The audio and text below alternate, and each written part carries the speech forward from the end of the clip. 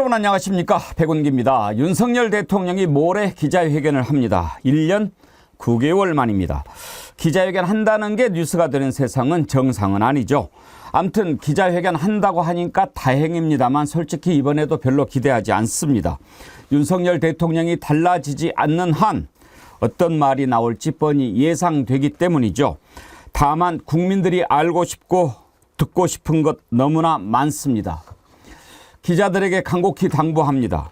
당당하고 떳떳하게 주눅 들지 말고 기자답게 국민이 궁금해하는 것, 국민이 알아야 할 것 물어주십시오.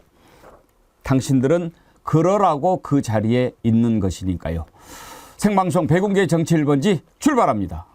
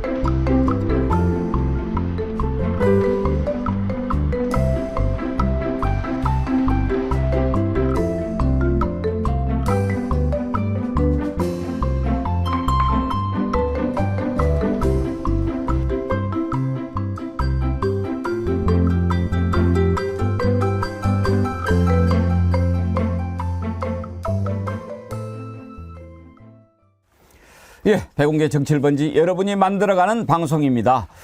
댓글 많이 참여해 주십시오. 그러면 저희가 읽어드리고 또 소개해드리고 정을 이선 그림 드리도록 하겠습니다.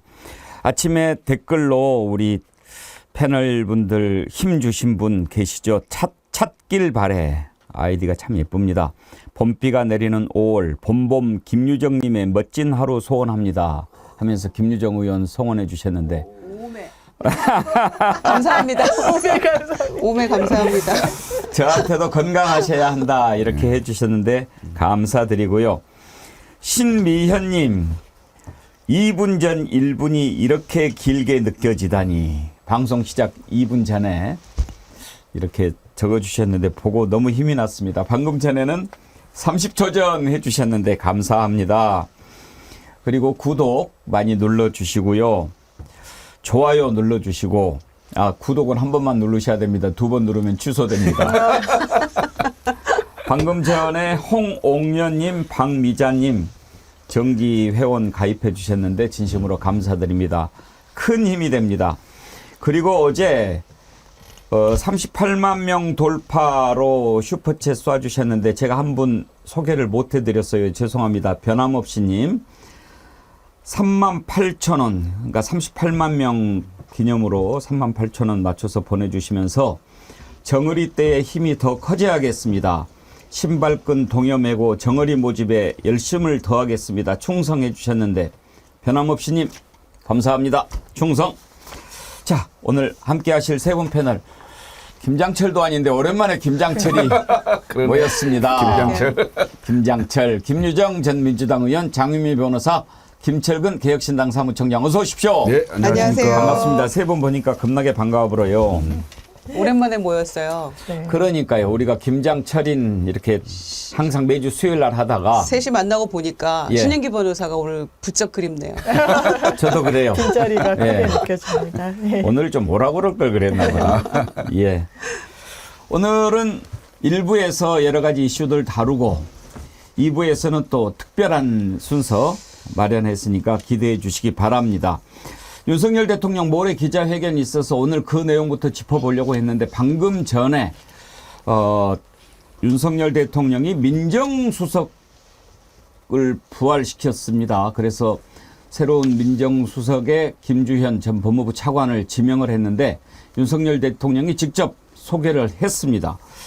민정수석 없애겠다라고 공약을 했고 없앴는데 왜 다시 만들었을까요? 참 궁금합니다. 그리고 그 전에 법률수석 만든다 그랬다가 왜 또 민정수석을 만들었는지도 궁금하고요.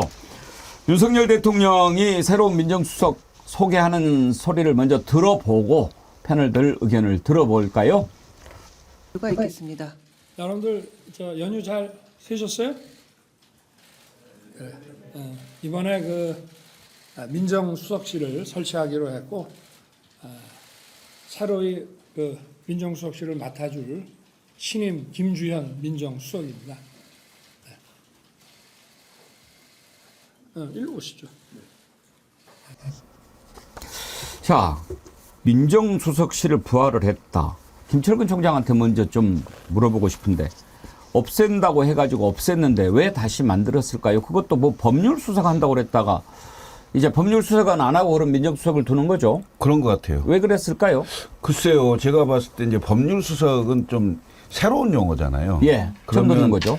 총선 패배하고 기본적으로 이제 검찰이 지금 이원석 총장이 김건희 여사 수사 지시도 하고 검찰이 뜻대로 되지 않을 것 같은 그런 느낌들이 있었을 거 아니겠어요.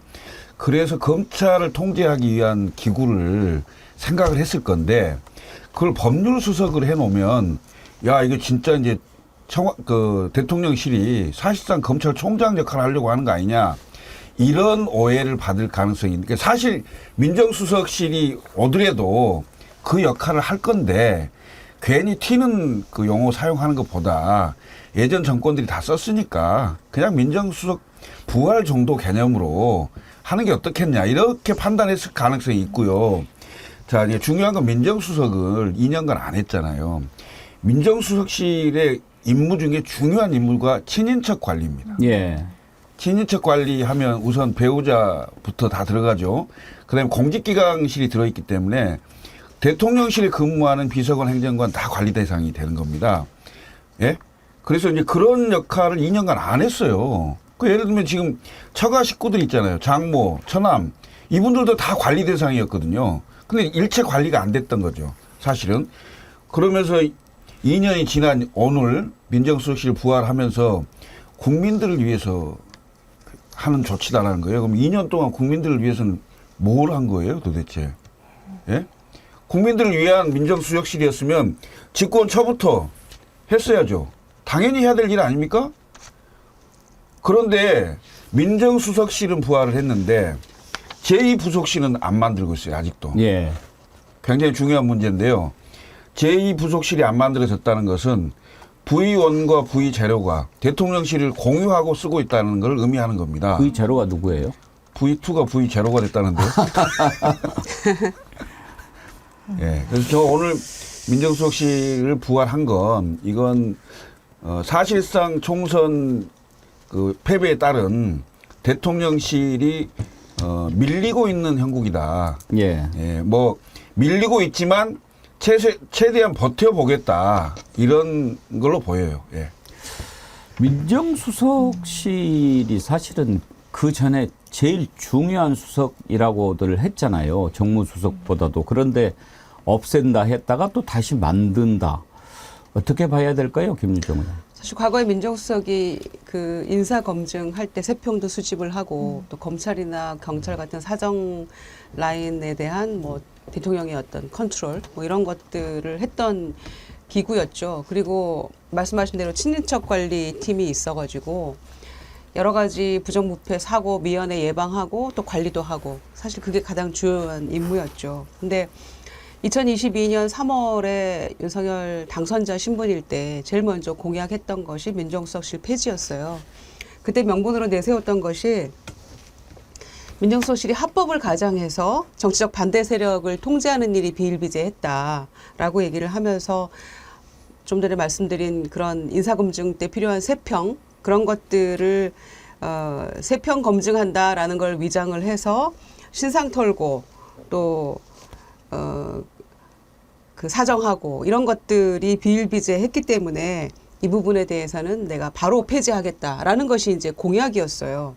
그런데 지금 한 2년 만에 이거를 부활시키면서 명분으로 내세운 것이 국민들이 원하고 있다. 민심을 경청하기 위해서다라는 게 폐지 명분과 전혀 앞뒤가 맞지 않는 얘기를 하고 있거든요. 그러려면 친인척팀 부활시켜야 되고 법무부로 보내가지고 한동훈 장관이 말아먹었던 인사검증 기능도 다 가져와야 정상인 거죠. 그거는 가져오나요? 그런 얘기 전혀 없어요. 그러니까 이게 앞뒤가 전혀 안 맞는 거고 과거 민정수석실이 가지고 있었던 빛과 그림자가 있었을 거 아닙니까? 그러면 그 어두운 측면 역기능 때문에 내가 이걸 폐지하겠다라고 2년 전에 폐지를 했으면 뭐가 문제였는지 그리고 다시 순기능을 어떤 식으로 부활시키겠다는지에 대한 설명이 조금 필요한데 국민들이 원하고 있고 민심을 경청하려면 민정수석실이 필요하다라는 얘기가 이게 설명이 전혀 안 되는 거죠. 그러니까 명분도 떨어지고 이제 검찰이 또 경찰이 그 권력기관들이 본인의 통제에서 벗어나려고 하니까 이걸 가지고 조금 그립감을 키워야겠다 이런 걸로밖에 보이지 않는 거죠. 그래서 본인이 얘기했던 2년 전 상황과 앞뒤가 전혀 맞지 않는다. 생각합니다. 윤석열 대통령이 민정수석실 부활하면서 뭐 민심 청취 기능이 좀 부족한 것 같아서 그랬다. 그렇게 설명을 했거든요. 그 내용 한번 들어보겠습니다. 서울경제 이승배입니다. 그 인수위 시절에 폐지 말씀해 주셨었는데 민정수석실 그때 역기능에 대해서 누구보다 잘 알고 계셔서 폐지를 좀 결정했을 거라고 좀 생각되는데 부활을 조금 판단하시게 된 계기에 대해서 설명 부탁드립니다. 제가 인수위 때 민정수석실을 안 만들겠다고 한 게 아니고 사실은 정치를 시작하면서 2021년 제가 7월 달로 기억이 되는데 제가 그때 문화일보하고 인터뷰를 하면서 내가 대통령이 되면 민정수석실을 설치하지 않겠다라고 얘기한 바 있습니다. 그래서 그 기조를 지금까지 쭉 유지를 해 왔는데 아무래도 이 민심 이 청취 기능이 너무 취약해서 그동안 취임한 이후부터 뭐 언론 사설부터 뭐 주변의 조언이나 이런 것들을 많이 받았습니다. 모든 정권에서 다 둔 기능을 다 이유가 있어서 하는 건데 그래서 이 어떤 민정 업무가 제대로 되지는 않는다. 그래서 저도 고심을 했고 또 과거에 그 김대중 대통령께서도 그 역기능을 우려해서 법무비서관실만 두셨다가 결국은 이제 취임 한 2년 만에 다시 민정수석실을 복원을 하셨습니다. 저기에서 옛날 대통령 얘기를 하는데 아마 그런 것 같습니다. 야, 법률수석 만들어봐. 지금 뭔가 좀 대책이 필요한 거 아니야. 그래서 그거 하면은 아무래도 뭐 너네들 검찰 그쪽에서 하려고 하는 거 아니냐 이런 말이 많이 나올 것 같습니다. 야, 그럼 어떻게 해야 돼? 그거 뭐 좀 필요한 거 아니야? 그냥 옛날에 법률수석 새로 만드는 것은 그러니까 민정수석실을 부활하면 어떨까요? 야, 그것만 내가 지난번에 안 한다고 그랬는데 그걸 어떻게 또 만드냐? 그게요, 옛날에 김대중 대통령도요, 안 한다고 그랬다가 2년 만에 복원하신 적이 있습니다. 그래? 왜 웃으세요? 그랬을 것 같지 않습니까? 근데 민정수석실의 핵심 중에 하나는 또 이른바 사직동 팀이에요. 그게 이제 민심 청취라고 얘기하기도 하는데, 사실 부정부패 사건에 대해서 미리 첩보 수집을 하는 거거든요. 그게 긍정적으로 작용을 했을 때는 굉장히 괜찮은 좋은 건데 수사를 많이 해봤던 대통령이기 때문에 상대를 옥죄고 상대를 길들이기 위한 굉장히 좋은 도구가 될 수가 있어요. 그 첩보와 정보를 수집해서 검찰이나 경찰에 넘기고 그런 걸 충분히 할 수 있는 팀이라고 저는 보여지거든요. 그럼 결국은 말 안 듣는 사람, 야당, 시민단체, 뭐 그다음에 여당 내에서도 골라내야 될 사람, 뭐 이런 사람들이 대상이 될 가능성이 크죠. 폐지하겠다 이렇게 이야기를 했던 것을 기자가 물어봤는데요. 폐지하겠다라고 할 때는 또 뭐라고 이유를 내세웠는지 그것도 새삼 궁금해지지 않습니까? 그 발언까지 듣고 장유미 변호사님 말씀을 들어보겠습니다. 근데 저런 말들이 다 부메랑이죠. 부메랑으로 돌아온단 말이에요, 장혜미 변호사님. 너무 여러 차례 이야기해서 저도 저한테 어떻게 기억이 남아있냐면 약간 시그니처 공약처럼 남아있어요. 민정수석실을 예. 없애겠다는 게. 그리고 검찰총장에서 대통령으로 직행을 했기 때문에 이 부분에 대한 문제의식이 많았죠. 아, 검찰이 완전히 대통령의 통제권 하에 들어가겠구나. 그러니까 어떤 그거에 대한 우려를 불식시키는 차원도 있었어요. 그러니까 사정 컨트롤 타워 기능을 나는 내가 자발적으로 놓았다라고 이야기를 하는데 지금 커다란 사정 변경 없어 보여요. 총선에서 참패한 이후에 검찰에 대한 그립감이 약해지고 있다라고 이야기가 나오는 와중에 본인이 이야기했던 게 다 도돌이표로 돌아오는 거 아니겠습니까? 합법을 가장한 불법을 했다. 남의 뒤를 캐고 이런 부분과 관련해서 정보를 쥐고서는 그것을 사실 억압을 하는데 사용했다라는 취지의 문제의식을 갖고 있었는데 그러면 지금은 그걸 하겠다는 건가요? 거기에 대한 설명이 상당히 부족하다는 생각이 많이 들고 또 역대 정권에서 민정수석실을 가지고 있었던 이유가 내가 국정운영 해보니까 있더라.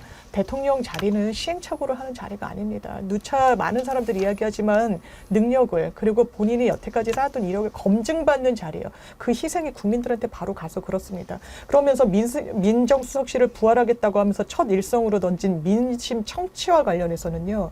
처음에 이게 동아일보 단독으로 제가 기억을 하는데 시민사회 수석실은 없애고 법률수석 비서관실을 신설하는 방향을 고민했다라는 보도가 있습니다. 민심 청취하는 거 맞습니까? 시민사회 수석실은 없애겠다고 처음에는 그 조직 개편안이 아이디어 차원에서 나왔던 것 같아요. 그렇다면 방점은 민심 청취에 있는 거 아닌 것 같습니다. 사정 기능을 어떻게든 조금 더 손아귀에 쥐겠다는 게 큰 거 아니겠습니까? 그 말이 이제 맞으려면 그러니까 이제 왜 민정수석실 없애겠다고 했다가 다시 만드느냐. 이제 그 전에 그 없앤다고 할 때는 여러 가지 이유를 막 이야기했지 않습니까? 뭘 이용해서 뭐 이렇게 하려고 하니까 그런 건 나쁜 거다. 이렇게 이야기했다가 이제 필요하니까 만들려고 하는데 그러면 그 논리가 맞으려면 이걸 이렇게 하는 것은 이런 이유 때문입니다가 성립이 돼야 맞는 거죠. 그런데 이미 우리가 한번 경험했습니다. 청와대를 나오겠다. 용산으로 옮기겠다라고 했을 때 내세운 이유가 뭐였습니까? 거기가 뭐 꿈자리가 사나워서 옮긴다는 얘기를 했습니까? 안 했지요. 터가 안 좋아서 그렇다는 얘기 한마디도 안 했습니다. 국민과 소통하기 위해서, 국민에게 더 가까이 다가가기 위해서 가겠다. 어마어마한 돈을 들여가지고. 근데 나와가지고 국민과 더 소통했습니까? 그러면 없애겠다고 하던 민정수석실을 부활을 하겠다. 그러면 어떻게 하겠다는 겁니까?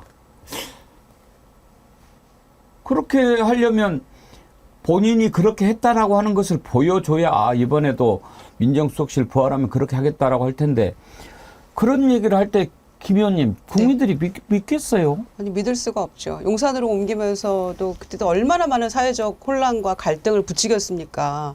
왜 이렇게 급하냐? 꼭 그렇게 큰 돈 들여 가야 되냐? 소통이라는 게 용산으로 가야만 되는 거냐라는 문제 제기와 문제 의식을 많이들 가지고 있었고 제기도 했었죠. 특히 보수 언론에서도 이게 이렇게까지 정광석화처럼 할 일은 아닌데라고 많은 문제 제기를 했었죠. 그런데 결국 갔었고 국민의 뜻과 반대로 그러고 나서 중요한 거는 도스태핑을 한 몇 개월 했었죠. 취임하고 한 5, 6개월 했던 것 같습니다. 2022년 11월 18일까지 했으니까요. 그랬는데 그때 당시에 그 중간에 했던 이야기는 도스태핑 하는 게 용산으로 옮겨온 가장 큰 이유 중에 하나다라고 했는데 결국 그렇게 되지 않았잖아요. 그러니까 말 따로 행동 따로였기 때문에 이번에 민정수석실 부활도 과거에 본인이 얘기했던 합법을 가장한 불법이 판쳤다. 또 정치적 반대 세력을 통제하는 신상털기 뒷조사 막 이런 얘기 때문에 폐지했던 것인데 지금 그러면은 말대로 하지 않은 모습을 2년간 보여줬던 대통령이기 때문에 이것은 지금까지도 2년 동안 야당 인사들만 탈탈 털고 재판받게 하고 수사하고 했었는데 더 하겠다라는 선언인 거잖아요. 무슨 민심 청취입니까? 민정수석실이 없어서 민심을 못 들었나요? 본인이 듣지 않으려고 했고 민심에 부응하지 않았던 것이 가장 큰 문제죠. 하늘님 얼굴 모자이크 처리하고 목소리 변조 좀 한 후에 내보내세요. 정말 보기 싫고 듣기 싫습니다. 엉겅키님 모자이크 거짓말에 토 나옵니다. 제작진 참고 좀 해주세요. 우리 애청자님들 반응을 좀 소개를 해드리고 왜 그러는지 다시 좀 짚어보겠습니다. 콩이맘님, 자기가 한 말을 다 뒤집는 어이없는 인간. 이향님, 임기 동안 자기 가족 잘 단속해서 또 어디로 숨고 도망갈 궁리하는 거 아닙니까? 절대 믿으면 안 되는 정부입니다. 이순님님, 국민들 원하지 않습니다. 내려와야 할 사람이 무슨 말을 또 하고 있나요? 빠른 시기 탄핵이 답입니다. 꼭 이루시기를 예수님 이름으로 기도합니다. 아멘. 로즈마리님, 친인척 관리한다면 다이너마이트 터지듯이 엄청나게 폭발할 것입니다. 뭘 바라고 민정수석실을 만들려는지 안 봐도 비디오입니다. 우리야님, 빼먹을 거 다 빼먹었는데 민정수석실 부활시켜야지. 해오름빛님, 민정수석보다 제2부속실이 우선이어야 하는데 여전히 정신 못 차리고 있습니다. 변함없이님, 민정수석 없앤다고 공약하고 민정수석 없앤 것이 무슨 업적이나 되는 것처럼 자랑질하더니 이건 또 무슨 시츄에이션? 전광명님, 도어 스태핑은 술 먹고 아침에 숙지가 안 풀려서 폐지한 겁니다. 그러셨는데 국민들이 윤석열 대통령 정부, 윤석열 정부 들어서 가지고 참 이런 그 안타까운 일이 하나 생겼어요. 무슨 이야기를 하면 저희가 뭐지? 이렇게 생각하게 되는 거예요. 왜 그렇게 됐습니까? 국민으로부터 신뢰를 얻지 못했기 때문에 그런 겁니다. 이렇게 이야기를 하면 아 그런가 보다라고 생각을 해줘야 정당한 거죠. 그게 정상이죠. 그런데 뭐지 저건? 왜 저러지? 이렇게 생각합니다. 그렇게 생각할 수밖에 없게 해왔지요. 자, 그러면 왜 민정수석실을 만들려고 할까? 장윤미 변호사님, 저는요 이런 생각이 들어요. 무슨 시나리오가 좀 가동되고 있다는 느낌. 그러니까 자, 법률수석실 만든다고 그랬다가 민정수석실 만들죠. 그동안 꼼짝도 않다가 갑자기 검찰에서 김건희 여사 명품백 수사한다고 그러죠. 1년 9개월 동안 안 하던 기자회견 한다고 하죠. 막 이렇게 뭔가 움직이는데 이게 무슨 그 의도를 가지고 하는 시나리오 하에서 가동되고 있다는 생각이 들지 않습니까? 네, 왜냐하면 점점이 지금 있는데요. 이어붙이면 검찰을 직접 통할하겠다는 의도가 전 다분히 있다라고 생각합니다. 왜냐하면 지금 직접 관할해야 될 필요성이 그 어느 때보다 높아지고 있기 때문인 것 같아요. 이원석 검찰총장 임기 9월까지 얼마 남지 않았습니다. 아마 그럴 겁니다. 김건희 여사가 검찰의 수사의 중립성, 공정성을 국민들이 평가하는 바로미터처럼 돼버렸어요. 이 정부 어떻습니까? 공정과 상식, 법과 원칙으로 정권 잡았습니다. 그거 그대로 김건희 여사한테 대고 있습니까? 그렇지 않다라고 국민들이 보는 거예요. 오늘도 기사가 나왔던데 검찰 저연차들도 지금 탈출러십니다. 조직이 자긍심을 못 주고 있거든요. 그리고 이 흐름은 사실 몇 년 전부터 계속되고 있습니다. 왜냐하면 내가 비교적 뭐 수입이나 이런 부분은 뭐 변호사 기업을 직접 했던 것보다는 뭐 못 미치더라도 내가 나중에는 그거를 사회적으로 어쨌든 보상받을 수 있다라는 생각이 있을 텐데 지금 그렇지 않다라는 거예요. 국민들이 응원하지 않거든요. 그렇다면 임기를 얼마 남기지 않은 검찰총장이 무슨 선택을 할 수 있을 것인가.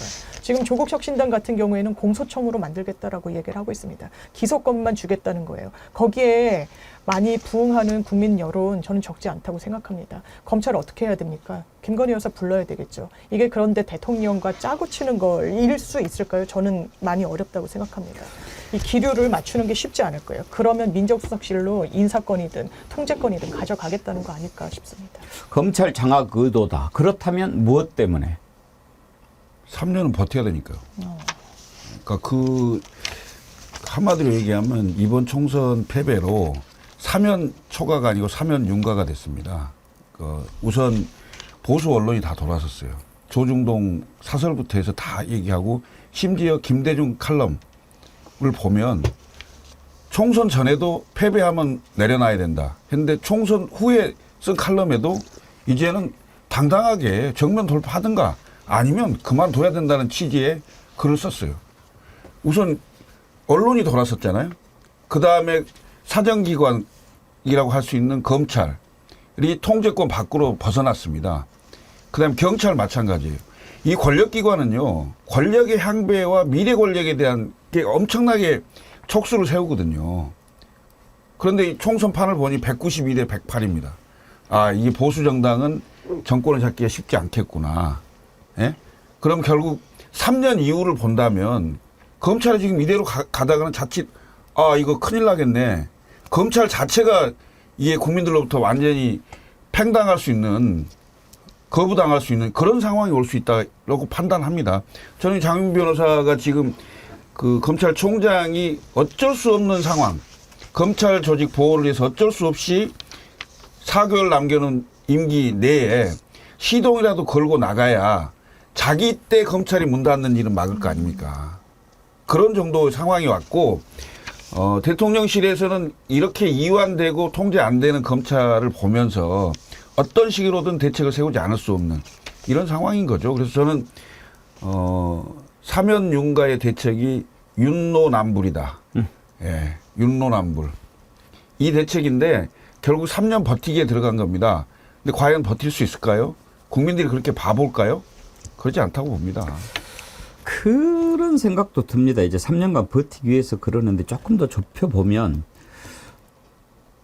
김건희 구하기 이런 게 아닐까. 라이언 일병 구하기라는 영화가 생각이 나는데 지금 이렇게 저렇게 하는 게 다 어떻게 하면은 이걸 살릴 수 있을까. 그런 쪽으로 좀 좁혀지는 거 아닙니까?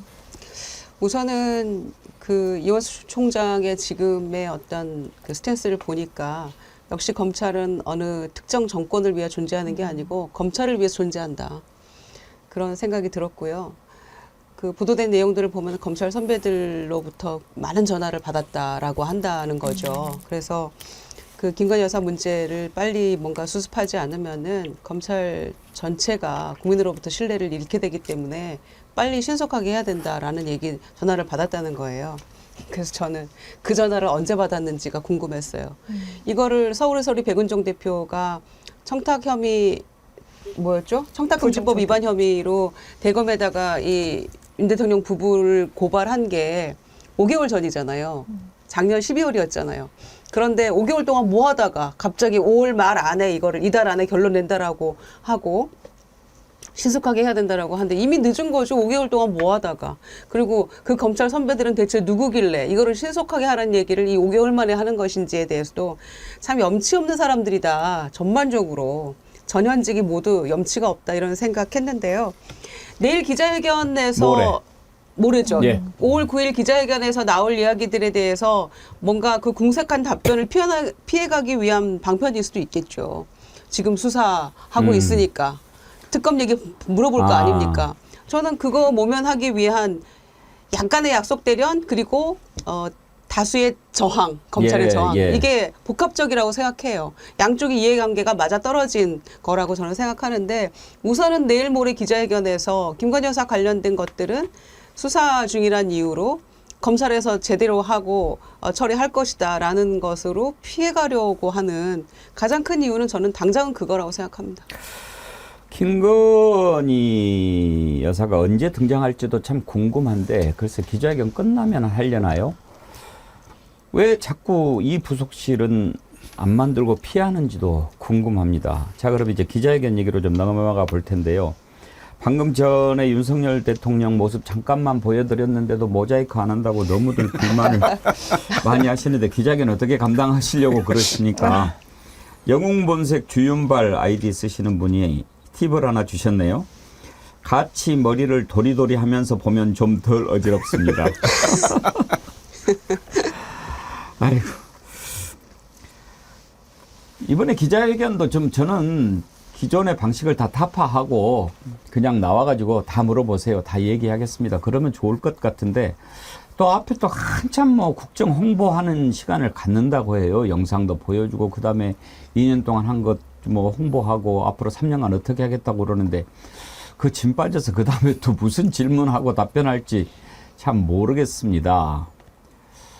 용산 대통령실 대변인이 어떤 식으로 하겠다고 설명한 내용이 있는데 한번 들어보죠. 먼저 집무실에서 국민 여러분께 영상을 통해 지난 2년 정부의 국정 운영 기조와 정책 추진 상황을 설명드리고 앞으로 3년의 국정 운영 계획을 말씀드릴 것입니다. 그런 거 좀 안 했으면 좋겠는데. 아무튼 이제 기자들이 어떤 질문을 할까 참 궁금합니다. 저는 기자들이 질문을 참 잘해야 된다고 생각하는데요. 일단 정무수석 뭐 이번에 그렇게 가볍게 넘어가지는 않을 거다라고 얘기를 합니다. 그 얘기도 한번 들어보지요. 그게 많이 못 물어보겠네. 그거는 정무수석 생각인 것 같은데 글쎄요. 오늘 우리 세 분 패널께 제가 이런 질문을 한번 좀 드려보고 싶습니다. 만약에 여러분들께서 용산 대통령실 출입 기자라면 그 기자실에서 이렇게 이제 질문을 하게 된다면 어떤 질문을 하고 싶으십니까? 이 질문만은 좀 꼭 했으면 좋겠다 싶은 것을 한번 좀 들어보고 싶은데 김유정 기자님 네. 어떤 질문 하시겠어요? 네, 대통령님 정어리 TV 김유정 기자입니다. 우선은 2022년 8월 취임 100일 기자회견 이후로 최초로 기자회견 하시는 건데요. 앞으로 이 기자회견을 조금 정례화시켜 주시기를 요청드리면서 질문하겠습니다. 최상병 특검 관련해서 두 가지 질문인데요. 우선은 국회에서 지난번에 김웅 의원 포함해서 168명이 찬성해서 최상병 특검안이 통과가 됐는데요. 제의 요청하시겠습니까? 라는 질문 하나 하고요. 그리고 두 번째는 이 사건의 본질로 들어가서 작년 7월 30일 날 국방부 장관의 재가가 났고요. 박정우 수사단장의 그 수사했던 내용이 국방부 장관 재가를 받았는데 7월 31일 날 오전 11시에 대통령 주재로 외교안보 수석 보좌관 회의가 열렸습니다. 그리고 나서 11시 45분에서 50분경에 대통령실 발신지가 이태원으로 추정되는 그 대통령실 발 전화가 가는데요. 국방부 장관에게. 이거 대통령이 거신 겁니까? 아니면 그 이후로 이 문제가 이렇게 국민적 그 관심이 높고 또 공분을 샀던 문제인데 누가 국방장관에게 대통령실에서 전화를 걸었는지 확인은 해보셨습니까? 두 가지 질문 드리겠습니다. 뭐 역할극이 아니니까 네. 넘어가겠습니다. 네. 만약에 역할극이라고 한다면 저는 이렇게 어떻게 답변하시겠습니까? 술이 안 깨서 너무 길어가지고 잘 못 알아들었는데 기자들도 가볍게 터치하듯 질문을 안 할 겁니다. 최상병 특검 관련된 질문 꼭 해야 된다라는 뜻으로 받아들이겠습니다. 장유미 변호사께서는 어떤 질문 하시겠습니까? 저는 대통령께서 김건희 여사가 받은 디올 명품백 언제 받는지, 지금 어디다 보관하고 있는지 보시긴 한 건지 묻고 싶습니다. 일단 정말 이해가 안 되는 게요. 명품백을 받았다는 사실은 흔들림이 없는 사실이에요. 다툼이 없습니다. 영상이 남아 있으니까요. 그러면서 관련 청탁금지법에 따르면 기관장한테 신고하게 돼 있거든요. 그리고 아주 세밀하게 어떤 경위로 받았고 이거를 되돌려 주려고 했는지 여부를 다 기재하게 돼 있습니다. 그런 절차는 일단 없었던 걸로 보여요. 그렇다면 이런 논리, 우리가 그 절차에 따라서 보관하고 있으니까 죄가 되지 않는다라고 이야기를 하는데 똑같은 논리라면 많은 분들이 이렇게 얘기하시더라고요. 뇌물을 받았어요. 아, 그거 내가 증거 인멸하지 않았어. 왜? 나 이거 이 저금 예금 통장에 그대로 놔뒀어. 이것 봐. 제대로 보관하고 있잖아. 이거 문제되면 나 돌려주려고 했어. 뭐 이런 논리와 유사하다는 거예요. 대통령이 정확하게 언제 인지했는지 지금까지 오고 특검을 하니 지금 특별수사팀을 전담팀으로 별도로 꾸리니 하는 와중에는 이 대답은 전 회피해서는 안 된다고 생각합니다. 디올백 반드시 물어봐야 된다. 김철근 TV, 김철근 기자 질문하시죠. 저는 이 상황을 완전히 반전시킬 수 있는 그런 카드로 임기 단축 개헌을 결심할 생각이 있는지 꼭 묻고 싶습니다. 왜냐하면 지금 쫓겨나지 않을까요? 지난 2년간 국정 운영을 하면서 국민들에게 높은 지지를 받지를 못했고 실제로 총선에서 또 참패가 됐고 앞으로 3년간 이런 상황으로 야당과 협치도 잘 안 되고 계속 거부권 행사하고 이런 상황으로 3년을 보낸다면 대한민국 국민들은 거의 절망적 수준이 될 건데 탁 대통령이 원래 좀 통 크게 좋다. 내가 대한민국 정치 발전을 위해서 내 임기 1년을 단축시키고 4년 중임제 개헌 한번 해보자. 이렇게 결심하고 던질 생각은 없는지 그거 꼭 한번 묻고 싶습니다. 예, 그런 질문만 나와도 기자회견 국민들이 궁금해하는 뭐 답변이 어찌 됐든 간에 뭐 길게 할 거 없습니다. 그냥 딱 그렇게만 물어보면 될 것 같아요. 김주정 의원 질문 같으면은 혹시 그 수사 상황 보고받고 경로했습니까? 그리고 그거 그렇게 하면 안 된다고 얘기한 적 있습니까? 없습니까? 이렇게 물어봤으면 좋겠고.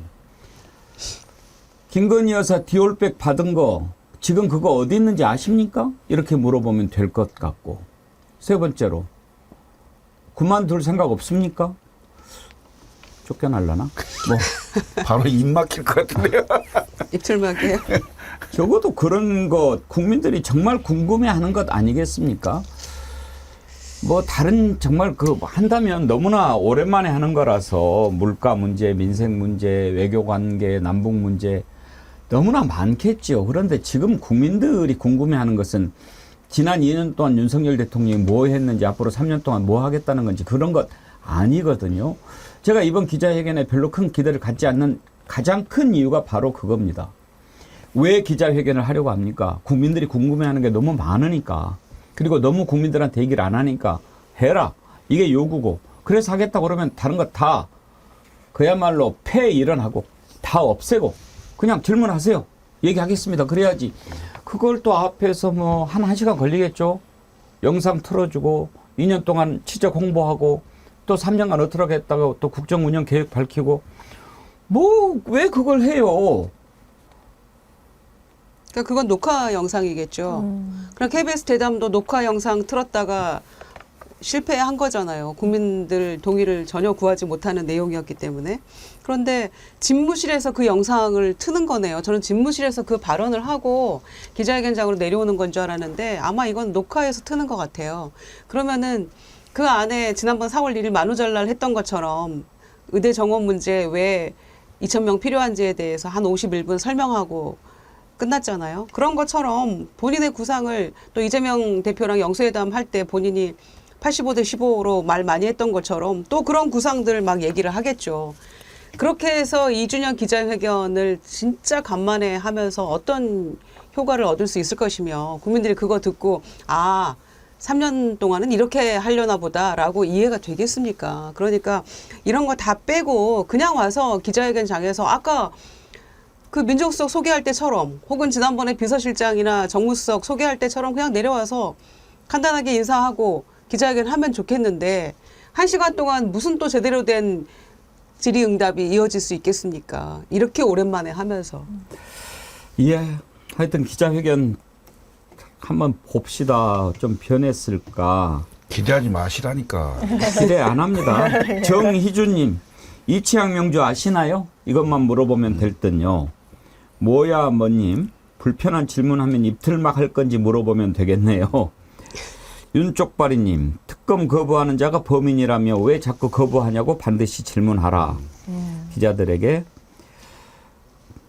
요청하시는 내용입니다. 그런 질문들 해야지요. 예, 해야지요. 지우아빠 헬리님, 윤석열 왈, 저 정어리 TV 김유정, 장윤미, 김철근 기자 3명 입 틀어 막아. 아까 제가 뭔가 시나리오가 있는 것 같다. 그걸 가동하는 것 같다. 이런 말씀을 드렸죠. 안 하던 기자회견 갑자기 한다고 하고 민정수석실 부활하고 그렇게도 버티던 김건희 여사 디올백 수수 의혹 수사한다고 하고 우리가 눈 똑바로 뜨고 정신 똑바로 차리고 지켜봐야겠습니다. 검찰이 수사하겠다고 합니다. 김건희 여사 디올백 받은 거요.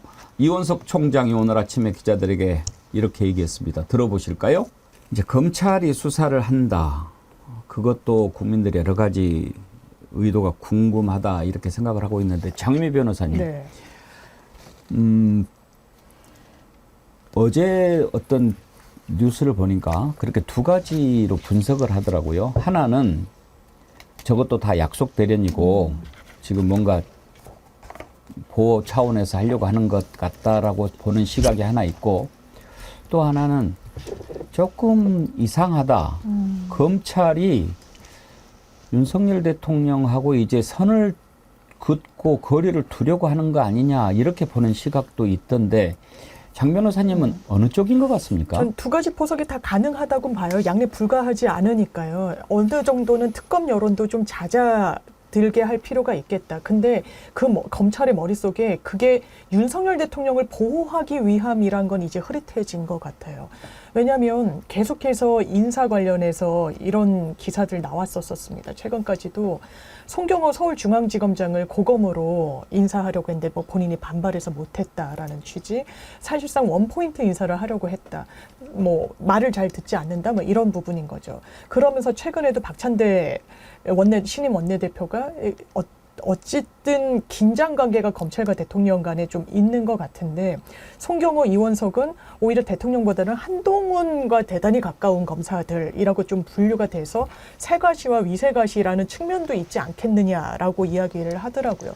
저는 다 어느 정도 고개가 끄덕거려지고 동의가 됩니다. 그렇다면 검찰이 왜 이런 선택을 할 것인지. 지금 검찰 조직이 와해되게 생겼어요. 검찰 조직이 없어지게 생겼습니다.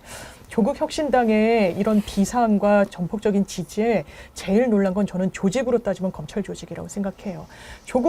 저도 잘못했다고 생각합니다. 근데 어떻게 수사했습니까? 저인망식으로 다 이제 어망을 쳐놓고 걸려드는 건 다 한 겁니다. 사모펀드에서 시작해가지고요. 입시 비리까지 그냥 탈탈 털었습니다. 가족 카톡까지요.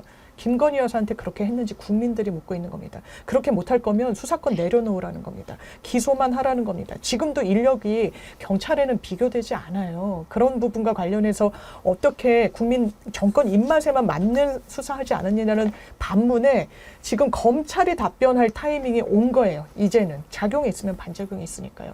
거기에 대해서 답변을 어떻게 할지 고심이 있었을 겁니다. 이원석 검찰총장은 검찰총장이에요. 본인이 윤석열 대통령과 임명권자한테 발탁이 되긴 했지만 검찰의 수장이란 본인의 롤이 더 급선무 아니겠습니까? 그렇다면 이 기로에서 어떤 선택을 해야 할 것인가? 이거는 소환이 정답이다. 왜냐면요, 그게 법과 상식이고 공정이기 때문에 그렇습니다. 어떻게 김건희 여사가 치해법권일 수 있습니까? 어떻게 단 한 번도 소환 조사되지 않을 수가 있습니까? 공범들은 이미 기소가 돼 있는데요. 도이치모터스와 관련해서 맨날 하는 말이 쩐주는 지금 무죄 받았다라고 이야기를 하는데요. 그 쩐주는 어쨌든 이만큼 수익을 올리지도 않았고요. 최소한은 소환되고 기소까지 됐던 거 아닙니까? 단 한 번도 부르지 않는 검찰, 국민들이 뭐라고 생각할까요? 공정성을 담보할 수 없는 그런 수사기관이구나. 이거는 그냥 수사권 내려놓게 해야 되겠다. 기소만 하도록 하는 게 맞겠다라는 그 부분과 관련해서 선택의 여지가 없는 거예요. 검찰론이요. 김건희 여사 부르십시오. 불러서요. 정확하게 수사하시면 될 겁니다. 김철근 총장님은 검찰 수사 어떻게 보세요? 저도 이제 아까 얘기를 했지만 검찰총장이 지금 4개월 임기에 4개월 앞두고 이런 조치를 취할 수밖에 없는 게 결국은 총선이거든요. 총선에 191대 108로 윤석열 정권이 완전히 심판을 당한 겁니다. 이런 상황이기 때문에 검찰로서는 달리 방법이 없을 거예요. 왜냐하면 예를 들어서 국민의힘이 과반에 육박하는 정도의 성적을 얻었다. 그럼 검찰은 더 뭉개고 갈 수 있었겠죠. 근데 이제 검찰의 수장도 있고 그다음에 검사들 개개인이 개인의 그 흥망성쇠하고도 연관이 돼 있습니다. 자칫 이 정권의 말대로 했다가 3년 뒤에는 옷 벗어야 될 상황이 생기는 거죠. 옷만 벗으면 다행이죠. 직권남용, 직무유기 이걸로 다 거꾸로 다 법에 심판을 받을 가능성이 커지기 때문에 검사들도 쉽게 이게 할 수가 없는 상황이 될 겁니다. 그래서 제가 봤을 때는 김건희 여사 명품백을 가지고 수사를 시작하잖아요. 그러면 그게 양날의 칼이 될 겁니다. 예를 들면 윤석열 정부나 국민의힘에서는 수사하고 있지 않냐. 특검 상황 보자. 이렇게 할 거고 검찰이나 야당은 수사 속도를 더 내릴 수도 있고 그다음에 수사의 속도가 나면요. 그 수사한 내용이 밖으로 흘러나오게 돼 있어요. 그럼 언론에 다 대서특필 될 거 아닙니까? 그럼 그게 파장이 계속 커지는 상황이 생길 수 있다는 거죠. 그래서 저는 정치도 생물이지만 수사도 생물이거든요. 절대 기획대로 되지 않습니다. 기획대로 되지 않을 겁니다. 왜? 그 기획에는 민심의 파고가 정리되어 있지 않거든요. 그 민심이 결합되는 순간 이건 한 치 앞을 볼 수 없는 김건희 수사에 가속도가 더 붙을 수밖에 없는 이런 상황이 될 수도 있다 이렇게 보여집니다. 김유정 의원께서는 혹시 이번에 검찰 수사하면 좀 제대로 할 가능성은 있다고 보십니까? 글쎄요. 청탁금지법 관련한 수사기 때문에 예. 거기에서는 배우자에 대한 어떤 규정이나 처벌 규정 같은 게 명시되어 있지 않다는 거 아닙니까? 그러면은 김건희 여사가 참고인 정도가 되는 건데 부를지 말지도 모르겠고요. 그런데 제대로 수사하는 모습 보여주려면 일단 적어도 소환 조사는 해야 되는 거죠. 그런데 그 부분에 대한 걸 어떻게 할지 또 대통령이 뭐 알았으면 신고를 해야 되는 건데 몰랐다고 지금 여태까지 하는 모습은 그거잖아요.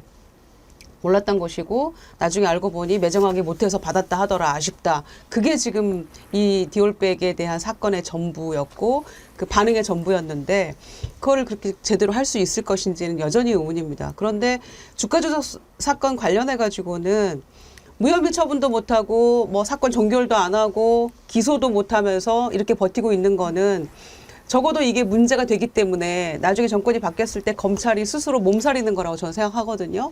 그래서 그냥 그 공소시효 만료되기만을 기다리고 하는 것인데 검찰의 그 본성을 저희는 늘 봐왔잖아요. 초반에는 야당을 향해 총구를 그 방향을 세우다가 나중에는 좀 지나서 힘 빠지면은 정권 쪽으로 향하는 거잖아요. 그게 검찰이 여태까지 살아온 어떤 그 본능 같은 거였는데 지금도 저는 마찬가지 맥락에서 이런 일이 벌어지고 있다고 생각하고요.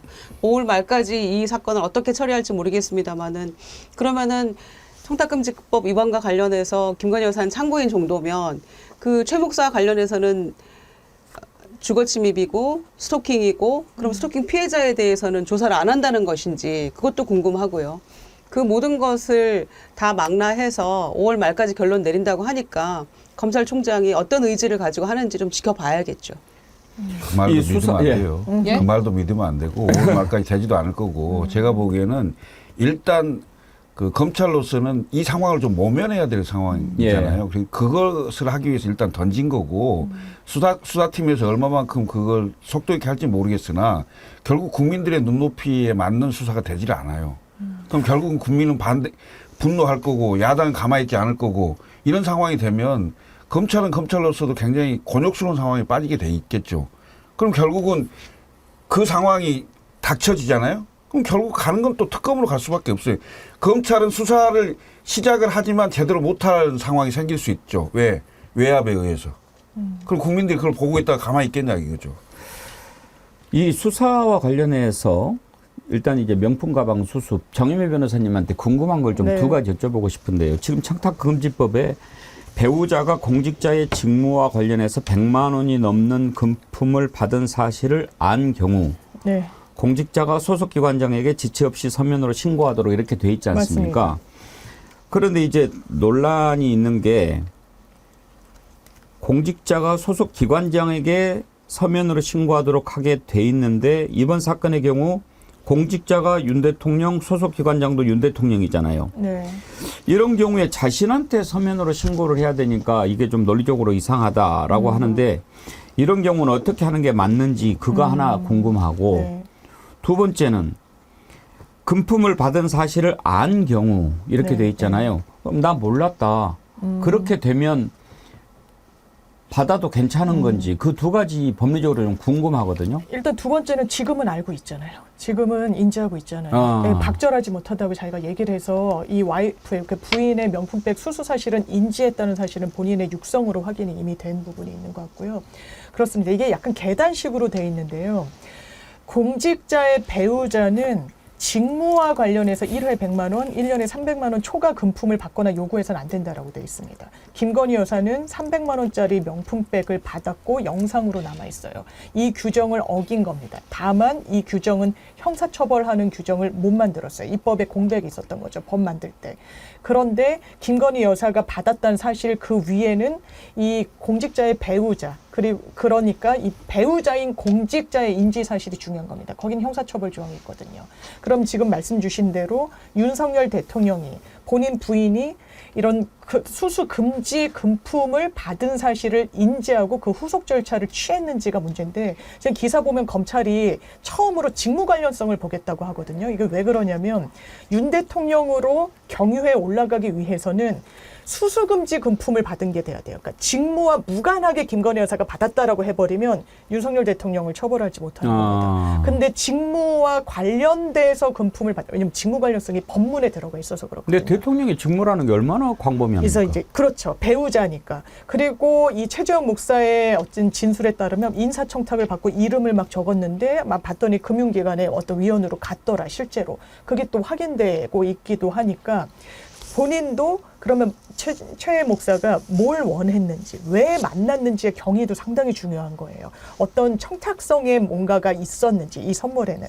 그런 부분에 대해서 그럼 경유해서 가면은 윤석열 대통령한테 도달을 하는 겁니다. 알았다는 사실은 부인할 수 없고요. 그렇다면 기관장에게 신고해야 된다라고 하니까 기관장이 난데 내가 나한테 신고하는 게 어떻게 돼라고 하지만 여기에는 이런 형사처벌 조항을 가진 법문은 하나하나 대단히 꼼꼼하게 그 요건이, 구성 요건이 해당해야 되거든요.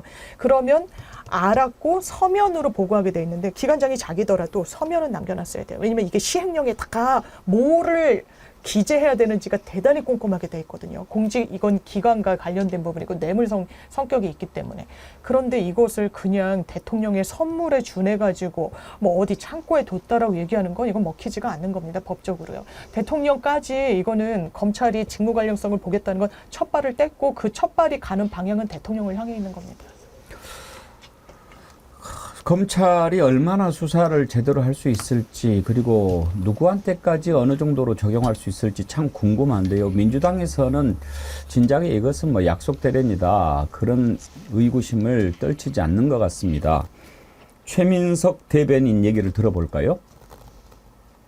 4.1피일 미루던 수사를 갑자기 추진하는 저희가 김 여사를 보호하려는 약속 대련을 위해 서라는 의구심이 제기되고 있습니다.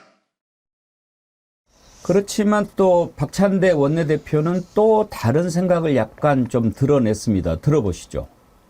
김철근 총장님, 해석 좀 해주세요. 맨 마지막에 나온 이름들하고 갈등 관계, 이건 무슨 의미입니까? 그분들은 검사 출신이 아니잖아요. 예, 복두그 뭐 이런 분들. 사무관 출신이죠. 예, 예. 검찰 수사관 출신들이죠. 그러니까 윤석열 대통령이 검찰총장이나 아니면 이 서울지검장이나 이런 그 장을 할 때 거기에 부속실에 있었던 분들이 대부분일 거예요. 그분들이 지금 그러니까 대통령실에 와서 주요 요직을 게 있는데 검찰 출신들 이번에 대부분 총선 때 출마해서 떨어지거나 뭐 했던 분들이 많아요. 당선되신 분이 일부 있긴 하지만 그래서 지금 실제로 대통령실을 움직이고 있는 사람들은 말은 검사 출신 대통령이라고 하지만 실제로 그 힘을 갖고 있는 실세들은 검찰 수사관들 아니냐. 예? 그러니까 사실 검사들이 더 위에 있다고 생각을 하는데 저 사람들이 다 실세고 우리는 이름만 팔리고 있는 게 아니냐. 검사들이. 그런 불만이 있을 수 있죠. 실제로 그런 갈등이 있을 수 있는 거죠. 예. 그 갈등이 어떤 영향을 미친다는 거죠? 그게 이제 사실은 예를 들면 대통령 권력이 세고 그다음에 총선에서도 어느 정도 과반수 이상을 가져가고 그러면 앞으로 이 세력이 다음 정권에도 뭐 이어질 수 있겠다 이런 생각이 들 수 있는 거 아니겠어요? 그러면 뭔가 자기들의 보호막이 있을 수 있기 때문에 윤석열 대통령 쪽에 몸을 좀 실을 수가 있는데 이게 가만 보니 3년도 채 안 갈 것 같고 상황이 3년 뒤에 가더라도 이 세력은 정권을 잡을 가능성이 거의 없는 것처럼 보이고 민심이 흐름이 총선 때 딱 나왔잖아요. 이런 상황이기 때문에 검사들 입장에서는 윤석열 대통령을 보호하거나 김건희 여사를 보호해야 될 그런 자기 목숨까지 걸어가면서 자기 검사 생명을 걸어야 되거든요. 아니 그러니까 이제 네. 제가 궁금한 것은 지금 방금 말씀하신 것처럼 이제 검찰이 항상 좀 발달해 있잖아요. 안테나가. 네. 뭐 윤석열 정부 끝났네. 우리가 저거 괜히 뭐 받들고 있다간 우리도 다 죽네. 검찰 조직도 죽네. 이제 제대로 검찰이 살아있다는 것을 보여줘야 되네. 이러면서 수사를 반드시 할 생각을 이제 갖고 있었는데 지금 박찬대 원내대표 말씀은 수사관 출신 사람들과의 긴장 관계를 얘기하니까 그것은 또 어떤 각도인가 궁금해서 제가 이해가 잘 안 돼서 여쭤본 거거든요. 그러니까 검사들 입장에서 보면 하극상으로 생각하겠죠. 그러니까 너네들이 왜 우리한테 이래라 저래라 하는 거냐? 지휘, 그러니까 검사들이 수사관을 다 지휘하잖아요. 예. 각 방마다 계장들로 다 있고 검사방에. 그런데 그분들이 청와대에 가서 사실상 자기들 위에 있잖아요. 예. 그러고 다 이래라 저래라 하는데 그거 말 듣겠어요? 그러니까 두 가지죠. 총선 결과를 놓고 보니까 힘 빠졌고 앞으로 3년 남았는데 기사회 생활 기미도 전혀 없는데 우리가 검찰 그 조직에 그 명운을 걸고서라도 우리가 이거를 살려야겠다. 검찰은 검찰의 살 도리를 그 방도를 찾아야겠다라는 거 하나. 그리고 지금 이렇게 힘 빠져 갖고 있는 이 정권에서 왜 수사관 출신들의 너네가 그렇게 여전히 지금 그 행세를 하면서 호령하느냐라는 두 가지가 다 포함되어 있다고 생각하고요. 그래서 이 검찰 지금 수사 착수해서 제대로 하겠다라고 하는 것은 기자회견에서 모면용도 되지만 동시에 이렇게 한다고 해서 특검을 피할 도리는 없을 것 같아요. 제가 보기에는 수사가 제대로 될 리가 만무하기 때문에 그래도 검찰로서는 본인들이 이걸 뭔가를 했다라는 그 보여주기용으로 하나 걸쳐 놓는 거라고 저는 생각합니다. 장유혜 변호사님 혹시라도 검찰이 조직을 살리기 위해서라도 네, 네. 수사를 좀 제대로 할 가능성은 얼마나 보십니까?